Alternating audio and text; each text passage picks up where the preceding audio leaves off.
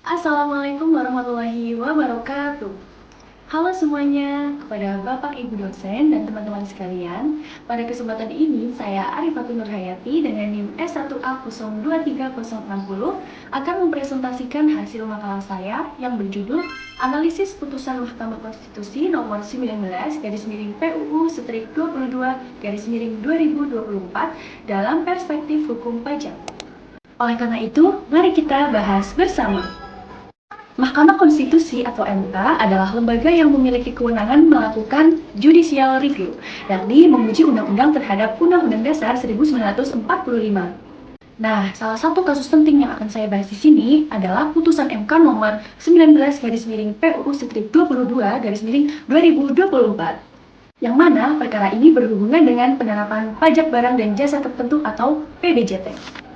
Sebenarnya untuk PBJT itu ada berbagai macam, tapi di sini saya akan menjelaskan mengenai PBJT atas jasa hiburan. Jadi PBJT atas jasa hiburan itu ada berbagai macam. Nah, salah satunya mandi uap atau spa. Masalahnya jasa spa disamakan dengan diskotik, karaoke, klub malam, dan bar. Padahal para pelaku usaha mandi uap atau spa berpendapat bahwa spa lebih dekat dengan layanan kesehatan tradisional, bukan sama halnya dengan antara diskotik, karaoke, klub malam, dan sebagainya. Di sini yang akan kita bahas adalah yang pertama, apakah pokok persoalan hukum dalam putusan MK nomor 19 garis miring PUU strip 22 garis miring 2024. Kemudian yang kedua, bagaimana pertimbangan hukum hakim dalam putusan MK nomor 19 garis miring PUU strip 22 garis miring 2024.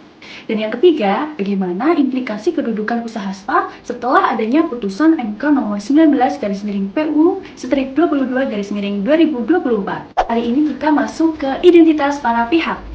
Dalam perkara ini, para pemohon yaitu perkumpulan para pelaku usaha spa dari pemohon 1 sampai pemohon 22. Dari pemohon 1 sampai pemohon 22, mereka menilai bahwa aturan ini sangat merugikan mereka secara konstitusional.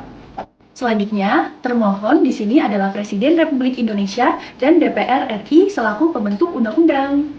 Pengadilan yang memutus perkara ini adalah Mahkamah Konstitusi Republik Indonesia. Majelis hakim terdiri dari 9 hakim konstitusi yang mengadili dan memutus perkara ini. Diketuai oleh beliau Dr. Suhartoyo SH MH. Para pemohon, yaitu pelaku usaha spa, mengajukan uji material pasal 55 ayat 1 huruf I Undang-Undang Nomor 1 Tahun 2022 tentang hubungan keuangan antara pemerintah pusat dan daerah atau UU HKPD. Mereka menilai penggunaan PBJT atas jasa spa melanggar hak konstitusional mereka. Para pemohon menilai kebijakan ini yang pertama diskriminatif dan merugikan usaha spa, kemudian menurunkan citra spa yang seharusnya dianggap sebagai layanan kesehatan tradisional, dan yang ketiga mengurangi pendapatan dan kesejahteraan para pelaku usaha spa. Mereka meminta agar frasa dan mandi uap atau spa dalam pasal 55 ayat 1 huruf I dan pasal 58 ayat 2 Undang-Undang Nomor 1 Tahun 2022 dibatalkan atau dinyatakan tidak mengikat. Di sini majelis hakim kemudian mempertimbangkan beberapa asas hukum penting. Yang pertama, berdasarkan asas kepastian hukum. Mahkamah Konstitusi menilai penyamaan spa dengan hiburan malam menimbulkan ketidakpastian hukum. Akhirnya, Mahkamah Konstitusi menyatakan bahwa frasa dan mandi uap atau spa bertentangan dengan Undang-Undang Dasar 1945 sepanjang tidak dimaknai sebagai layanan kesehatan tradisional. Yang kedua, berdasarkan asas keadilan. Pajak seharusnya dipikul sesuai dengan kemampuan masyarakatnya, maka membebankan pajak tinggi untuk spa dianggap tidak seimbang dengan sifat usahanya. Yang ketiga adalah asas non-diskriminasi. Meski demikian, MK menegaskan bahwa penetapan tarif pajak adalah kewenangan pembentuk undang-undang. Jadi, tarif PBJT kisaran 40-75% itu sah. Tetapi, daerah bisa menyesuaikan lewat perda dengan memberikan insentif fiskal. Yang keempat, pajak ganda. Para pemohon mendalilkan adanya pajak ganda. Namun, MK menolak argumen ini sebab objek pajak spa tidak termasuk dalam PPN. Jadi, tidak ada pengenaan pajak dua kali.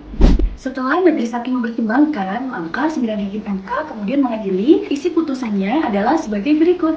Yang pertama, mengabulkan permohonan para pemohon untuk sebagian.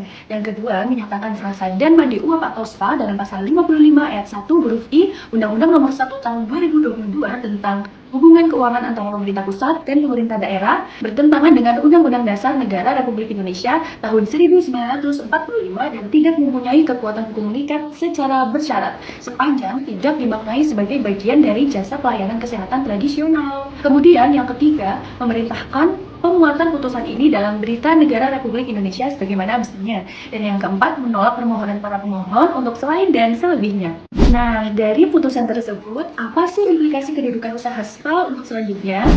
Dengan adanya putusan MK nomor 19 garis miring PUU Strip 22 garis miring 2024, maka pemerintah daerah wajib menyesuaikan peraturan daerah agar selaras dengan aman putusan. Dijelaskan oleh beliau, Dr. Muhammad Asyadi, yang menyatakan bahwa ada beberapa hambatan saat ini, termasuk ketersediaan SDM yang tepat, kompetensi, wewenang, dan standar, serta sertifikasi SDM. Berdasarkan putusan tersebut, pengelolaan SDM di bidang SPA akan berpindah dari Kementerian Pariwisata ke Kementerian Kesehatan. Jadi, yang tadinya pengelolaan SDM ini dipegang oleh Kementerian Pariwisata, maka setelah adanya putusan MK ini dipindah ke Kementerian Kesehatan. Jadi, kesimpulannya, pokok persoalan dalam putusan MK nomor 19 garis miring PUU Strip 22 garis miring 2024 adalah pengklasifikasian SPA sebagai jasa hiburan yang dikenai PBJT 40-75% berdasarkan pasal 55 ayat 1 huruf I dan pasal 58 ayat 2 Undang-Undang Nomor 1 Tahun 2022. MK menilai penyamaan SPA dengan hiburan malam tidak memberi kepastian hukum, sehingga frasa dan mandi uap atau SPA bertentangan dengan Undang-Undang Dasar Negara Kesatuan Republik Indonesia tahun 1945 sepanjang tidak dimaknai sebagai jasa kesehatan tradisional. Permohonan ini dikabulkan dengan sebagian. Terkait tarif PBJT, MK menegaskan bahwa hal itu merupakan kewenangan dari pembentuk undang-undang dan dapat diatur lebih lanjut di dalam peraturan daerah, sehingga dalil diskriminasi dan pajak ganda ditolak oleh MK. Putusan ini menegaskan bahwa SPA sebagai bagian dari pelayanan kesehatan tradisional yang maknanya Perda harus melakukan penyesuaian terhadap putusan ini serta mengalihkan pengelolaan SDM SPA yang tadinya dikelola oleh Kementerian Pariwisata berpindah ke Kementerian Kesehatan. Baik, demikian presentasi dari saya mengenai putusan MK nomor 19 garis miring PUU Strip 22 garis miring 2024 atas perspektif hukum pajak. Semoga bisa memberi gambaran jelas tentang bagaimana pajak, hukum, dan keadilan berjalan dalam praktik ketatanegaraan kita. Kurang lebihnya mohon maaf. Wabillahi taufiq wal hidayah. Wassalamualaikum warahmatullahi wabarakatuh.